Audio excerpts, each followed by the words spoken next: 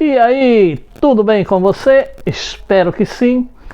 Bem, você que frequenta algum templo religioso, principalmente uma igreja evangélica, você já deve ter ouvido esta frase.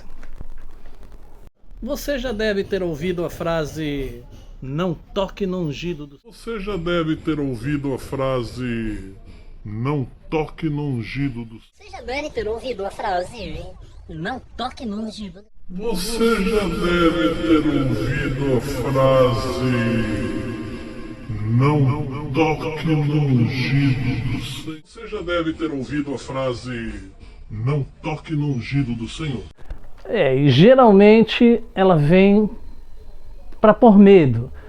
Ela vem quando você discorda de algo, quando você critica algo, quando você discorda de uma liderança, quando você dá sua opinião, às vezes, acerca de algum procedimento, de alguma atitude.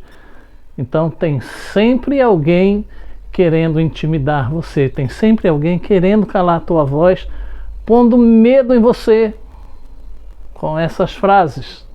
Mas nós vamos ver isso, o que realmente significa. Não toque no ungido do Senhor. Não sai daí, depois da vinheta.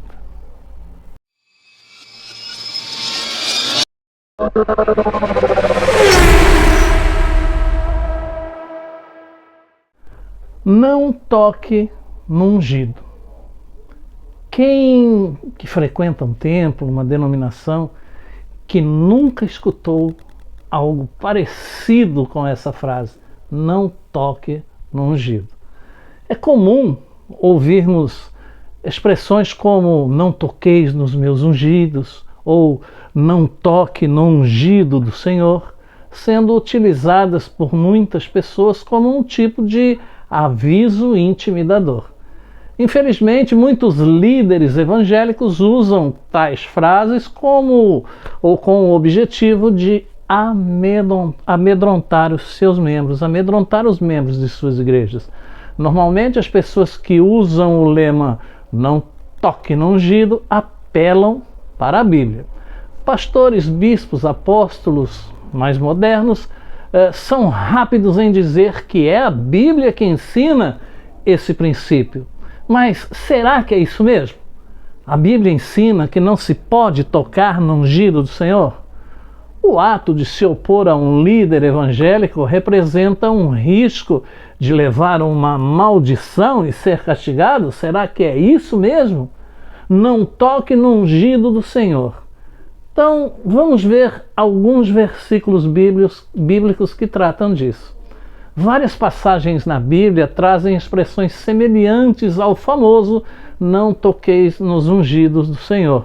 1 Crônicas 16, 21 e 22, 1 Samuel 24, 6, 26, 9, 2 Samuel 1, 14 e Salmo 103. Dentre outras tantas passagens, os textos de 1 Crônica 16 e Salmo 105 são os mais conhecidos.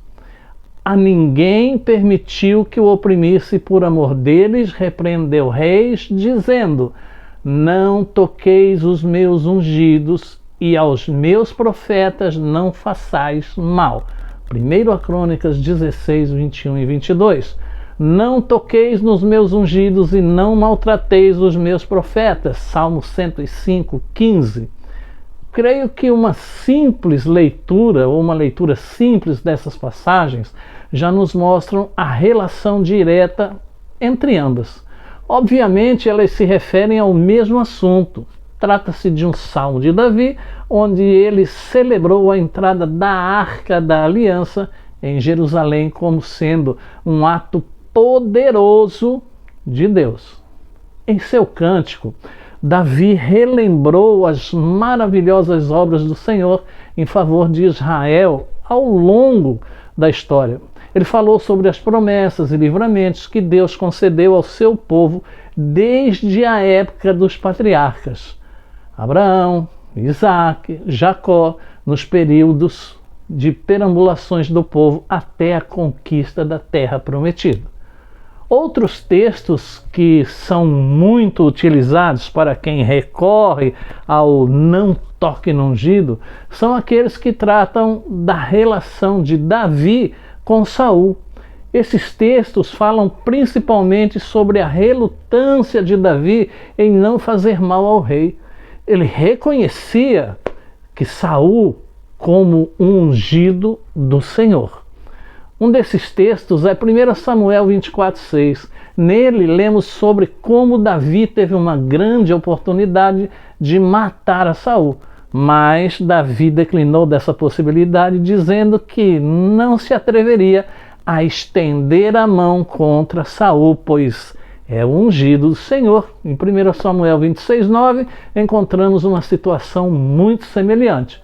Davi não permitiu que Abissai matasse Saul, argumentando que aquele que toca no ungido do Senhor não ficará inocente.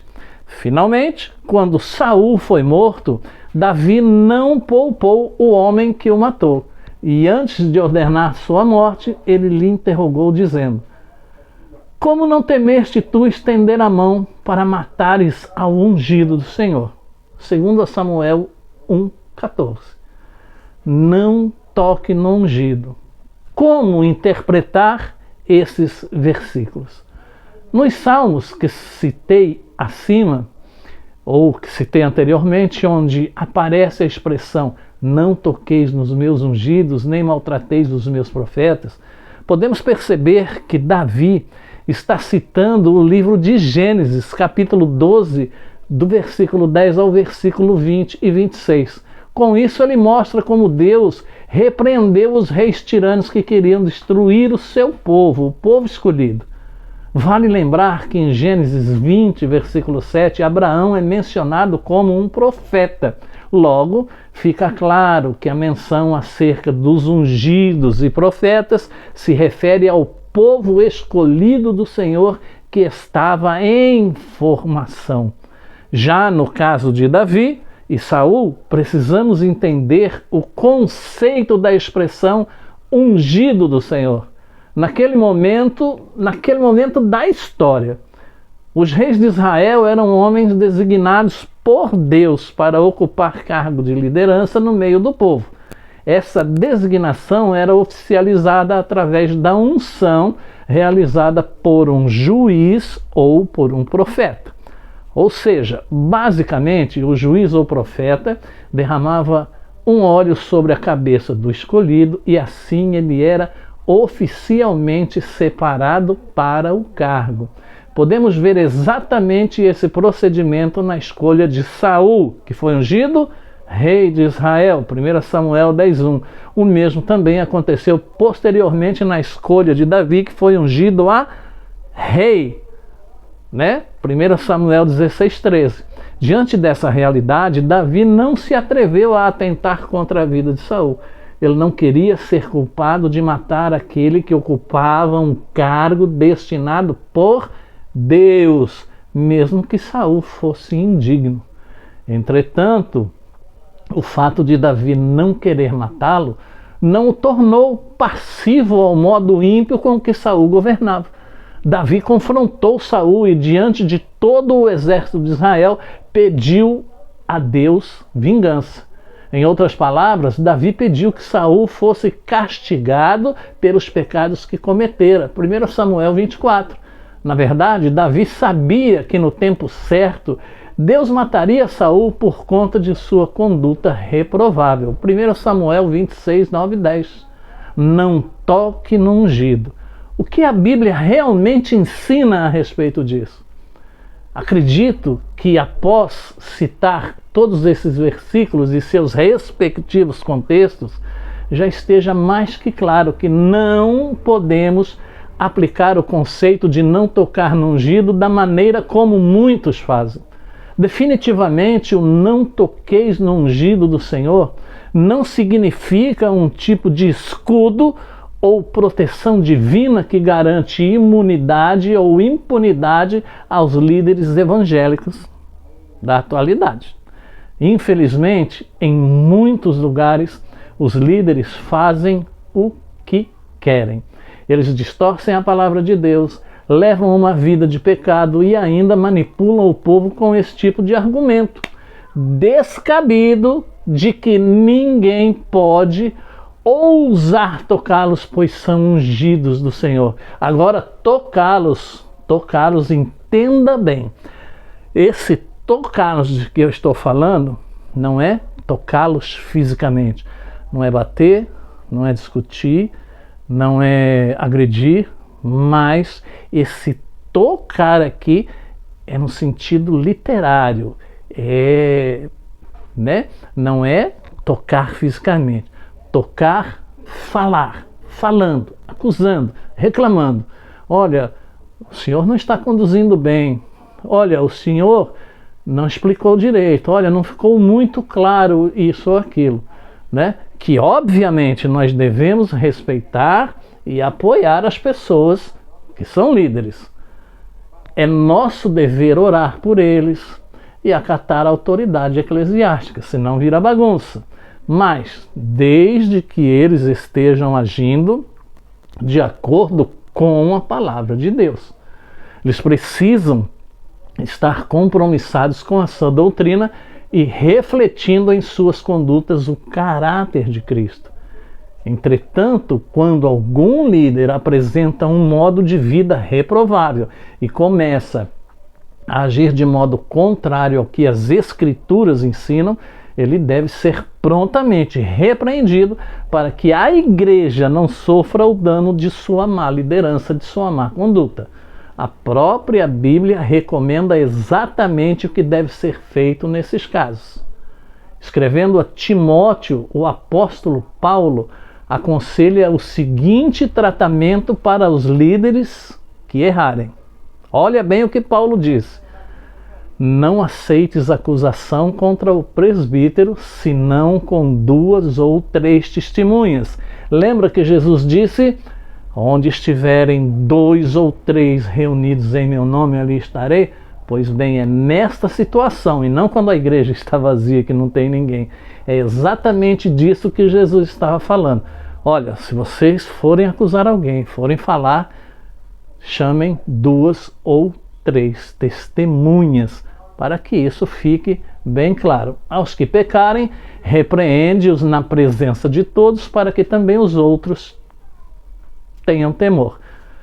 1 Timóteo, capítulo 5, versículos 19 e 20. Perceba que Paulo, primeiramente, considera que deve haver uma boa fundamentação na acusação contra o presbítero, o dirigente, o pastor, enfim, o obreiro. Depois, comprovado o erro do líder, esse deve ser repreendido na presença de todos. Essa é uma atitude necessária, extremamente importante, para que também os outros tenham temor, ou para que não fique o dito pelo não dito. A igreja deve participar. E Paulo expressa sua preocupação em manter a congregação saudável. Na epístola aos Gálatas, encontramos na prática algo parecido com a recomendação de Paulo a Timóteo. E, claro, guardadas as devidas proporções, Paulo repreendeu o apóstolo Pedro na presença de todos por conta de um comportamento errado que ele havia adotado e que estava causando prejuízos à igreja. Gálatas 2, versículo 14. E mesmo no Antigo Testamento, encontramos vários exemplos de homens escolhidos que foram duramente repreendidos por conta de algum erro que eles cometeram. Talvez o caso mais famoso seja o do próprio rei Davi. Ele foi repreendido pelo profeta Natã por conta de seus pecados em relação a Urias e Betseba. Nesse caso específico, Natã confrontou literalmente o ungido de Deus e nem por isso foi acusado de ter tocado no ungido. Já no Novo Testamento encontramos vários casos em que verdadeiros homens de Deus eram perseguidos e caluniados injustamente. Mesmo diante de tal realidade, nós não os encontramos recorrendo a esse tipo de ameaça para se defenderem. Cuidado, você está tocando no ungido de Deus. E novamente o apóstolo Paulo, agora escrevendo aos Coríntios, declarou que para ele parecia que Deus havia colocado os apóstolos em último lugar, como se fossem condenados à morte. Eles padeciam fome, sede, carência de recursos, eram esbofeteados, injuriados, perseguidos, difamados e considerados a escória do mundo. Leia lá em 1 Coríntios, do versículo 8 ao 16. E vale ressaltar que Paulo estava escrevendo para a própria congregação que tinha fundado, mas que seus membros o tratavam de uma maneira terrível. Porém, perceba que mesmo diante de tudo isso, não encontramos Paulo rogando ou jogando uma praga contra os crentes de Coríntios, porque ele era ungido de Deus, de Corinto, digo. Ao invés de Paulo escrever, ai de vocês, pois tocaram no ungido do Senhor, ele escreveu, sejam meus imitadores, como eu sou de Cristo. 1 Coríntios 4. Quanta diferença, não é verdade? Paulo não precisava se esconder atrás de uma suposta imunidade, de um cargo que sua posição garantia. Seu comprometimento com o Evangelho de Cristo era suficiente para colocá-lo como um exemplo entre as pessoas. Hoje, todos os homens que apelam para a famosa ameaça, não toque no ungido, cuidado, fazem isso por não poderem dizer, sejam meus imitadores. Diferentemente do apóstolo Paulo, não há neles nada de íntegro a ser imitado e nenhum exemplo bom a ser seguido.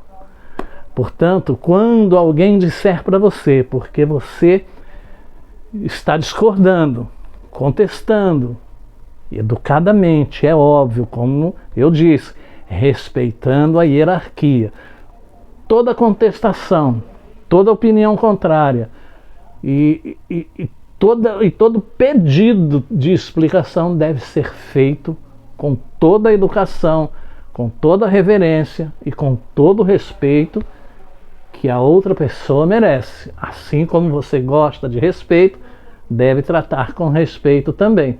Mas quando você ouvir, não toque no ungido, cuidado, você está tocando no ungido do Senhor, desconfie.